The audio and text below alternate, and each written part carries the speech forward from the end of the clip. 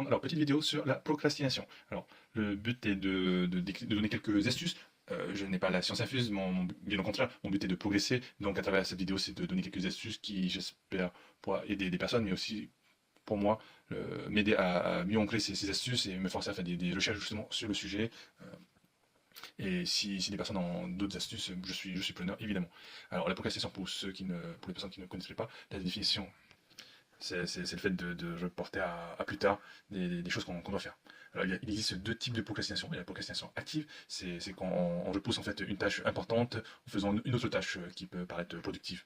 Voilà, ça peut être par exemple nettoyer son bureau au lieu de travailler sur un projet important. Ça peut être faire la vaisselle au lieu de travailler sur un projet.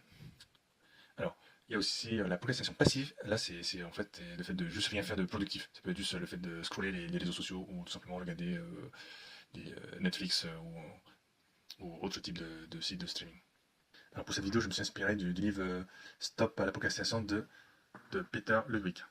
Alors, qui mettait en avant 4 facteurs psychologiques qui sont en lien à cette procrastination, voilà, qui ne viendrait pas uniquement d'une question de paresse. Alors en premier lieu, il parle de la peur de l'échec.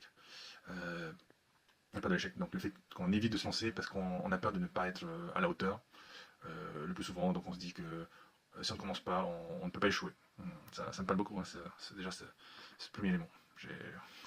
J'ai beaucoup fait, très honnêtement. Et ensuite, en deuxièmement, il parle du perfectionnisme. Là, c'est tout à fait moi également.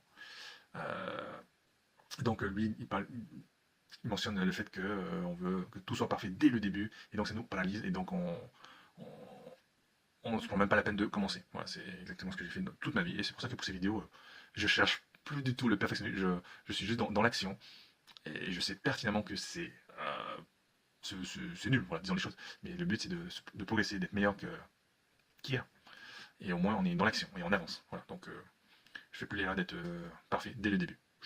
J'espère l'être à terme, en tout cas m'y approcher, mais pas dès le début. Ensuite, il parle du manque de clarté. Alors souvent on repousse parce qu'on ne sait pas vraiment par où commencer.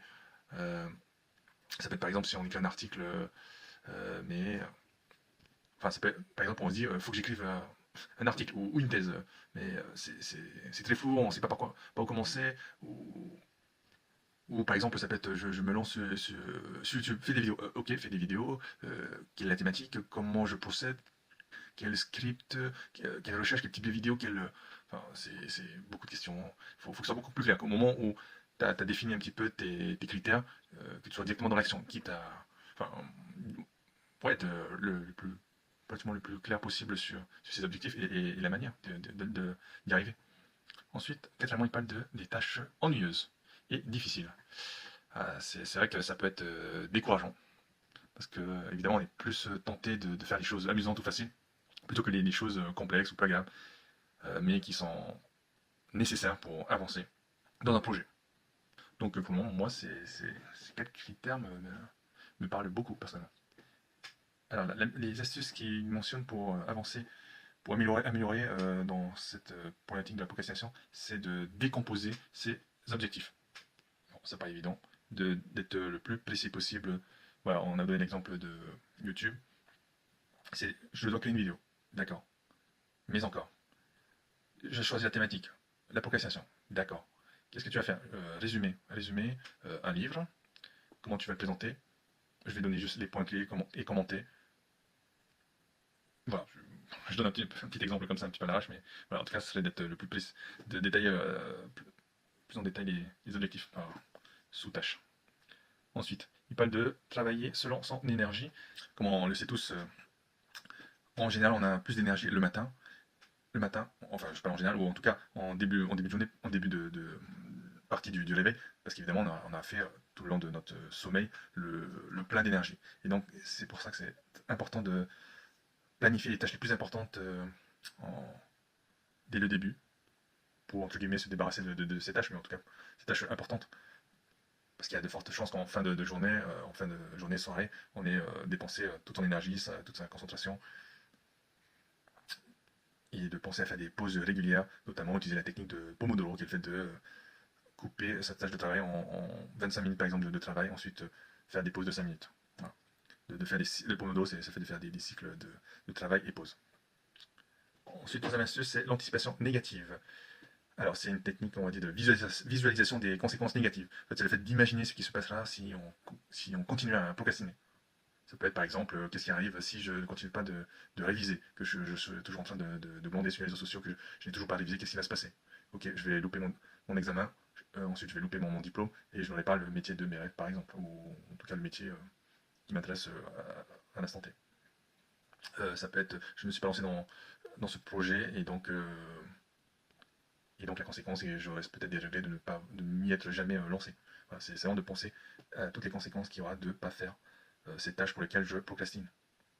Et donc, si on veut éviter ces conséquences désagréables, il n'y a pas de choix, c'est de prendre des mesures immédiates pour, euh, pour se mettre dans l'action, dans cette tâche voilà, qui devait être faite. Quatrième astuce, c'est l'engagement public.